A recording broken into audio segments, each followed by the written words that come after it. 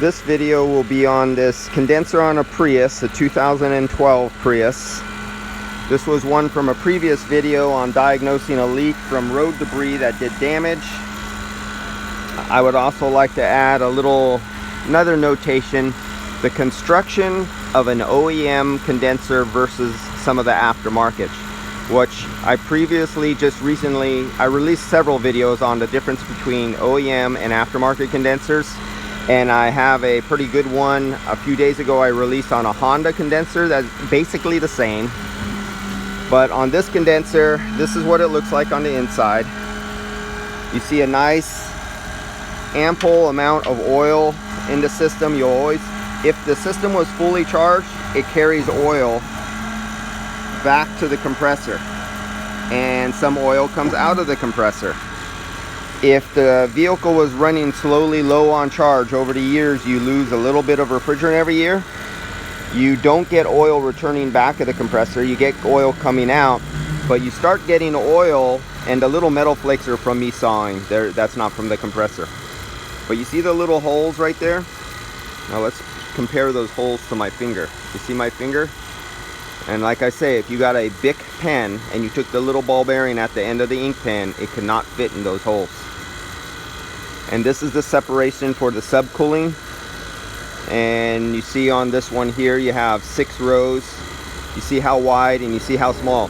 The smaller and the more little tubes that you have in each one of the refrigerant passages, the more surface area you got, the more area you have to dissipate and get rid of the heat out of the refrigerant. You'll notice in the aftermarket ones, you won't have so many little fins inside, so many little tubes. They cheat you out of that. That's why you want to use our original equipment Denso with your Prius, amongst having fewer fins per inch, fewer cooling tubes, and fewer internal passages. So this is one that was charged, had oil in it. Often you'll see if it came in low on refrigerant, it'll come in bone dry. This will look like somebody cleaned it off in solvent or alcohol parts cleaner, and there'll be absolutely no refrigerant oil in it. You know you were running low, and you might see burn marks.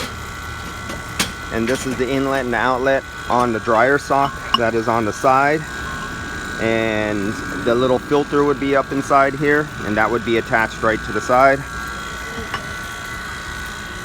So that's all I wanted to do. This is for the guys on Prius Chat. If you're a backyard mechanic or a shop, you should be cutting every one of these open to look inside, because you need to know how much debris was inside, if it was starving for oil, or if you just pull out the sock.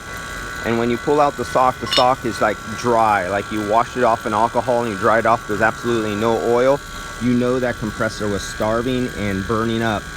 Even though it might work, you have to rotate on the work order and let the customer know that you may have a compressor failure afterwards, because it was allowed to slowly go low on refrigerant, start running dry, start overheating, start breaking down the electrical insulation on the windings, start running bearings dry. So this sets the compressor up to burn out later on. Even though you filled it back up and it's operating normally now, it may fail soon after, in a couple days, weeks, or months. Catch you guys on the next video. Prius condenser 2012.